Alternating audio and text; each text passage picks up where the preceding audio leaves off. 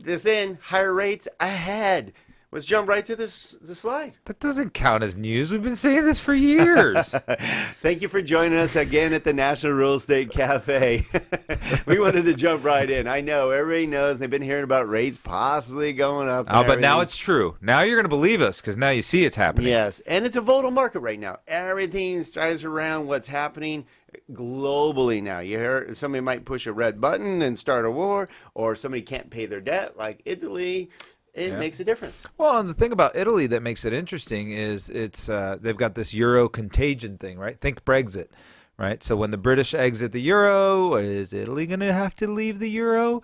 Does Spain have to follow? Does Portugal fall back again? Remember all those shows on Portugal? We haven't said a word about Portugal in a while. Greece. Yeah. Think those things. So that's where there's some fear in the marketplace. So that helped. But right now we did have a huge bump up due to the fears of inflation, and that made everybody a little afraid. So rates did go up. So what does that do for the real estate market? A lot of you go, oh, it's going to crash the real estate market. And we've been telling you over and over, if you go back in I don't know, 2,000 videos, if you go to our YouTube channel at donandgino.com, you'll see us always saying, no, rising interest actually sometimes spark the market. So here's some smart people that are giving you quotes to back us up, so it's not just two talking heads. So Mark Fleming with First American says that, and he's the chief economist at First American, so that's a substantial title at a big company, says they are unlikely to materially impact the housing market. And that makes sense.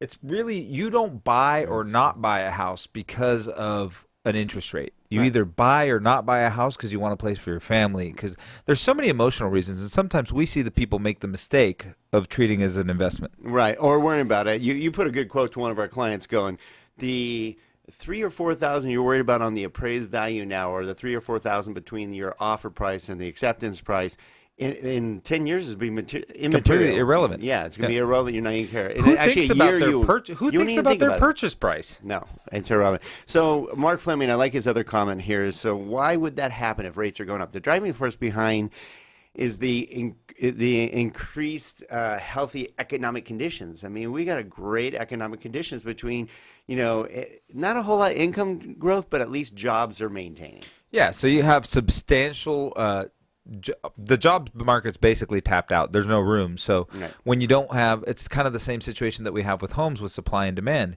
We don't have any supply of workers. We have plenty of demand for workers, particularly in the construction industry, because housing is good. Then what's going to happen is there will be wage inflation. And when there's wage inflation, affordability goes up, and then prices go up to follow. So Terry Loebs is the founder of Pulsonomics.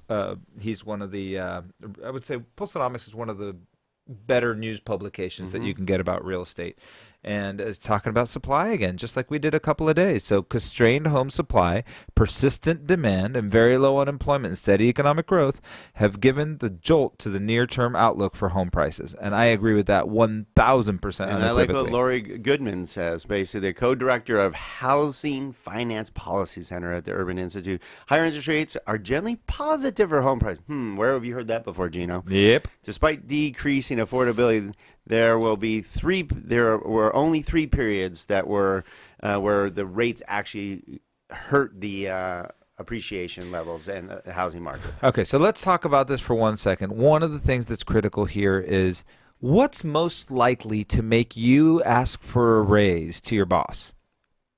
If you're going to buy a house and you want to buy a house, wouldn't you think that's one of the reasons that gives you the courage to go into your boss, knock on their door, and say, hey, I need another couple bucks because I really want to buy a house?